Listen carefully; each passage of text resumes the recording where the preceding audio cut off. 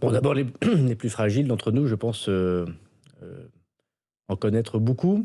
Hier, d'ailleurs, le président de la République a cité Tourcoing. C'était une grande fierté pour la ville de Tourcoing d'être cité, parce que je suis élu de Tourcoing. Moi-même, je suis issu d'une famille très populaire. Et je peux vous dire que c'est grâce à l'action du président de la République qu'ils ont été protégés du Covid, que leurs enfants dans les classes vivent désormais avec beaucoup plus de possibilités de réussir, parce qu'ils sont 12 enfants par Je parlais classe. de la rhétorique. Oui, oui, mais d'abord, c'est les Il a actes. lui-même reconnu Non, mais ces phrases ce qui est important, maladroites. oui, mais ce qui est important, c'est les actes. Vous savez, on dit souvent les paroles s'envolent et les actes restent. C'est tout à fait vrai. Mais le vote populaire ne s'est pas porté sur Emmanuel Macron. Je crois que ça, vous ne pouvez pas nous le dire ce matin. Eh bien, c'est tout à fait faux ce que vous dites. Il s'est porté sur Marine Le Pen et Jean-Luc Mélenchon. Non, non, non, non. Je regardais tout à fait de façon intéressante les sondages au lendemain du premier tour. Monsieur Mélenchon a été le premier dans les classes populaires. Mais en numéro 2, ça a été Madame Le Pen à 23%. D'accord. Et c'est ce que je viens de dire. Et Monsieur Macron à 22%. C'est-à-dire à un point près. Et Monsieur Macron a eu... Non.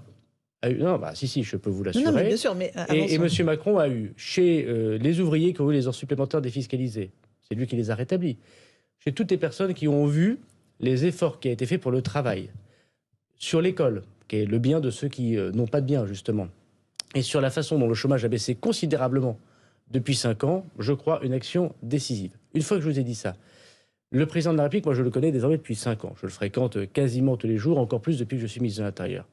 C'est un homme attentionné et qui fait attention à chacun des Français qui l'interpellent. Vous n'allez pas dire l'inverse, monsieur le ministre, c'est tout à fait normal. Oui, mais je on pourrais est vous dire quand que même c'est un homme sur concentré un bilan de la rhétorique que personne ne dément. Je pourrais vous dire que c'est un homme concentré sur ses dossiers et qu'il faut savoir reconnaître le grand talent des grands hommes. C'est pas ce que je vous dis. Je vous dis que moi j'ai vu le président de la République à plusieurs reprises. Lorsqu'une jeune dame l'interpellait, je me rappelle de cette jeune dame qui travaillait dans un grand supermarché, une grande marque de supermarché à Liévin, dans ma région. Elle lui a demandé un CDI parce qu'elle enchaînait les CDD. Devant tout le monde, il lui a dit oui, oui. Vous pourriez penser que dès le lendemain, il l'avait oublié. Moi, j'ai vu des hommes politiques avec lesquels j'ai travaillé et l'oublier. Dès le lendemain, au Conseil des ministres, il fait passer un petit mot pour dire on en est où de la petite Jessica qui attendait donc le patron que vous appeliez le patron. a dû l'embaucher, c'est ça? Il lui a transformé son CDD en CDI. Parfait. Bon, quand vous avez... Oui, mais vous dites parfait, mais la politique, c'est aimer les gens.